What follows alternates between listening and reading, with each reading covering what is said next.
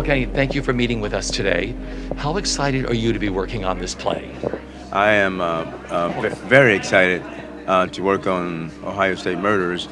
Number one, because of Adrian Kennedy, who is an amazing writer, and I remember in college reading her The Owl Answers.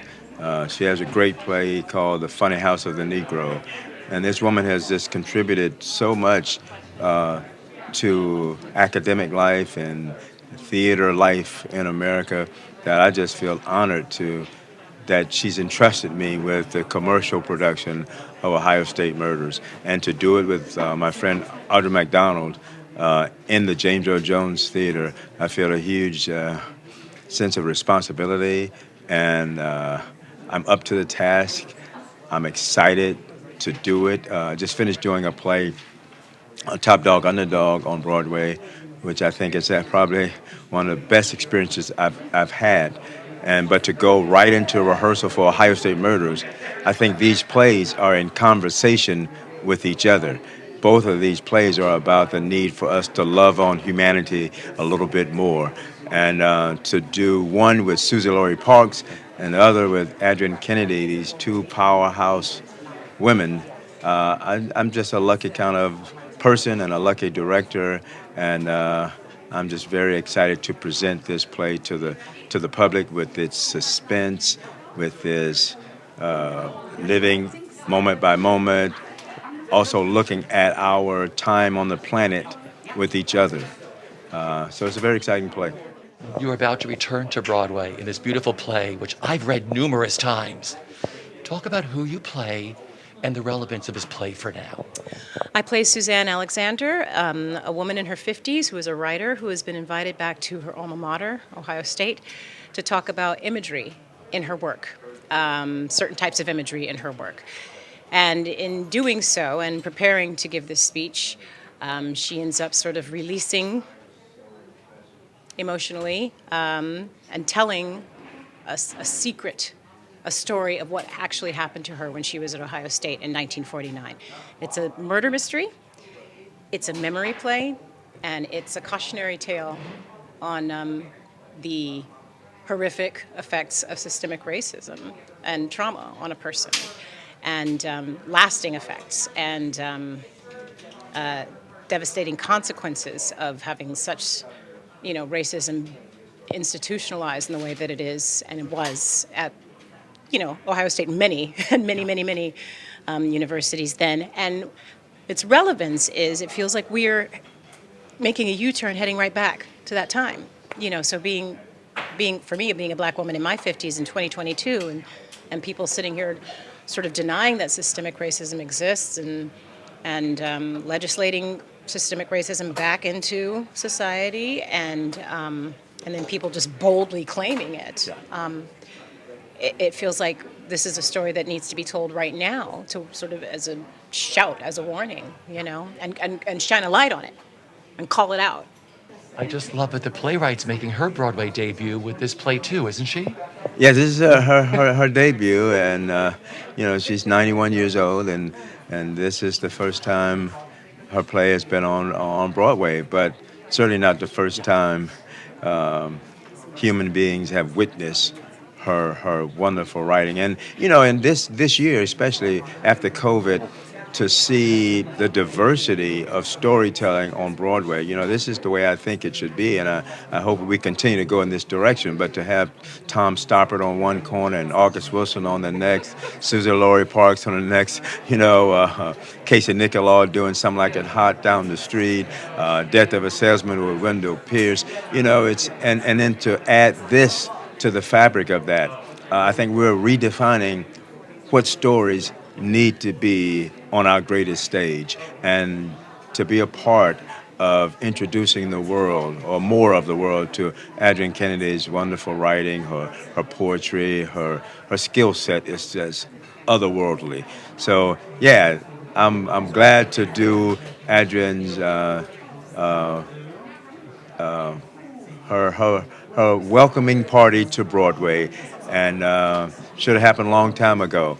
But we don't live in the past; we live in the present. And so I'm hoping that many folks will do her other plays for Broadway and on university campuses and in community theater. And I just want the world to know how gifted a writer and how much she's given to America for, 8 or 9 decades.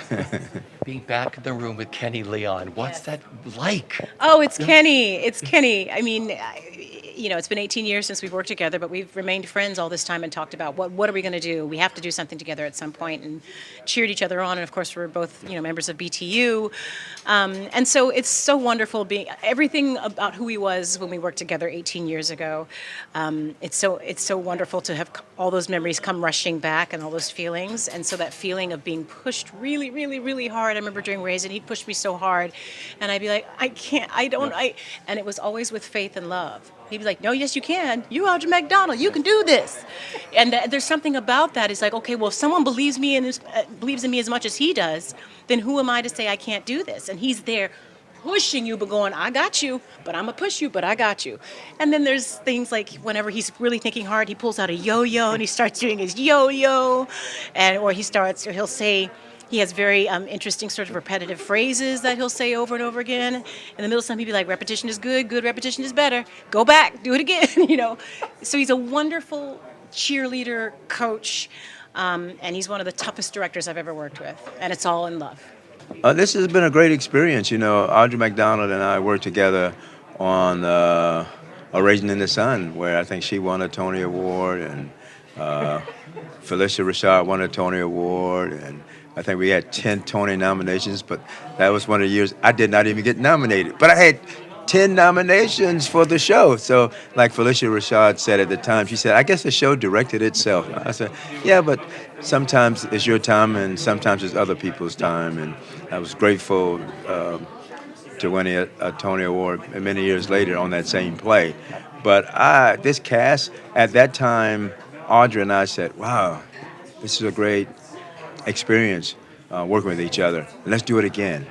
Well, as fate would have it, we did, I directed her in Private Practice and some other television stuff, but this is the first time we've been back in the room for theater. So that's like, 15, 16 years. So we're really embracing that right now, this time together, and this is what we're supposed to do together. So I'm excited to be in a room with her, and it's amazing. Sometimes I get carried away and working with her because I end up just watching her and being engaged with what she's doing, and she might say, so what do you think? I say, huh? I was lost. What? So it's great. She has an amazing skill set. Bryce Pinkham and I, we first met last year. We did a musical called Trading Places as we were trying to bring that into the city. But he is just an amazingly gifted artist, and to put him with Audra McDonald it's exciting. And Liz Ann Mitchell and I worked together many years ago, and it's been far too many years since we've been in the same room. So she's in the room, and Abby is just a joy to work with. So I'm really, and Mr., who I saw in Raisin in the Sun downtown. So we got a great group of people, great room of giving artists, and this is a tricky piece. It's suspenseful, it's a whodunit, it's deception, but you need the right actors to deliver it, because Adrienne Kennedy is the most economical writer on the planet. So she only gives you what is necessary. The play is 75 minutes of suspense, and you're out and you're home. But it's so powerful. It's like I think Mr. might have maybe 10 lines in the whole play, but it feels like he has 100. Abby has no lines, but she plays the violin and she's in scenes, and it feels like you've seen her in 15 scenes. Liz Ann plays 3 different maternal figures, but it's I don't even know how Adrienne Kennedy does it. So it's not about words. It's about visual storytelling. Some words, some scene. It's musical. It's even funny at sometimes and at certain moments. So yeah, I'm very excited with this cast. Very excited. Finally, you and your husband are appearing on Broadway together. Yes. In different shows, but together this season. What that means? It means that our daughter is going to need a lot of therapy. Our 6-year-old, it's rough for her right now, and we're really struggling to figure out how we're going to make this work. Thank God mine's a limited run. It is kind of great that I can meet him after his show. way before his show is done because mine's only one act. But it's also very special. And I'm so proud of him. And, I fall more in love with him every single day. And the fact that this is happening to him, at this moment in his life is huge. And so we will get through, and then maybe we'll have some family therapy afterwards for Sally, or she'll blackmail us. I don't know, something.